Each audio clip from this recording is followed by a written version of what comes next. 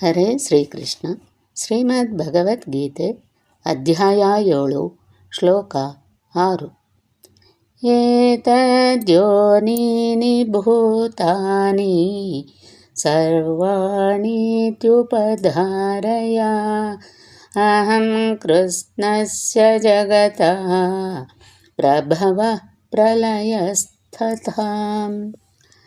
ಈ ಶ್ಲೋಕದ ಭಾವಾರ್ಥ: ಅಸ್ತಿತ್ವದಲ್ಲಿರುವುದೆಲ್ಲ ಜಡ ಮತ್ತು ಚೇತನಗಳಿಂದ ಉತ್ಪನ್ನವಾದದ್ದು. ಚೇತನವು ಸೃಷ್ಟಿಯ ಮೂಲ ಕ್ಷೇತ್ರ. ಚೇತನವು ಜಡವಸ್ತುವನ್ನು ಸೃಷ್ಟಿಸುತ್ತದೆ. ಚೇತನವು ಜಡವಸ್ತುವಿನ ಬೆಳವಣಿಗೆಯ ಒಂದು ನಿರ್ದಿಷ್ಟ ಘಟ್ಟದಲ್ಲಿ ಸೃಷ್ಟಿಯಾದದ್ದಲ್ಲ. ಈ ಐಹಿಕ ಜಗತ್ತು ಆಧ್ಯಾತ್ಮಿಕ ಚೈತನ್ಯದ ಆಧಾರದ ಮೇಲೆಯೇ ವ್ಯಕ್ತವಾದದ್ದು. ಜಡವಸ್ತುವಿನಿಂದಾದ ದೇಹವು ಬೆಳೆಯುವುದಕ್ಕೆ ಕಾರಣ ಜಡವಸ್ತುವಿನಲ್ಲಿ ಚೇತನವಿರುವುದೇ. ಮಗುವು ಕ್ರಮಕ್ರಮವಾಗಿ ಬಾಲ್ಯ ಮತ್ತು ಯೌವನಗಳಿಗೆ ಬೆಳೆಯುತ್ತದೆ. ಇದಕ್ಕೆ ಕಾರಣ ಶ್ರೇಷ್ಠ ಶಕ್ತಿಯಾದ ಆತ್ಮವು ಇರುವುದೇ. ಇದೇ ರೀತಿಯಲ್ಲಿ ಈ ಬೃಹತ್ ವಿಶ್ವದ ಅಭಿವ್ಯಕ್ತಿಯು ಬೆಳೆಯುವುದು ಪರಮಾತ್ಮನಾದ ವಿಷ್ಣುವು ಇರುವುದರಿಂದ.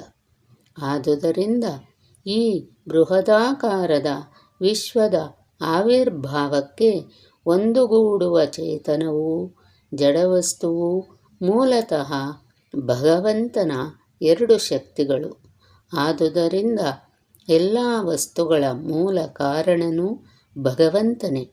ಭಗವಂತನ ವಿಭಿನ್ನಾಂಶವಾದ ಜೀವಿಯು ದೊಡ್ಡ ಗಗನಚುಂಬಿ ಕಟ್ಟಡ, ದೊಡ್ಡ ಕಾರ್ಖಾನೆ ಮತ್ತು ದೊಡ್ಡ ನಗರ ಎಲ್ಲಕ್ಕೂ ಕಾರಣನಾಗಬಹುದು. ಆದರೆ ಅವನು ದೊಡ್ಡ ವಿಶ್ವದ ಕಾರಣನಾಗಲಾರನು.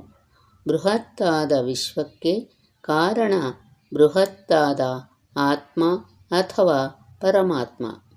ಪರಮೋನ್ನತವಾದ ಕೃಷ್ಣನು ದೊಡ್ಡ ಮತ್ತು ಸಣ್ಣ ಆತ್ಮಗಳೆರಡಕ್ಕೂ ಕಾರಣನು.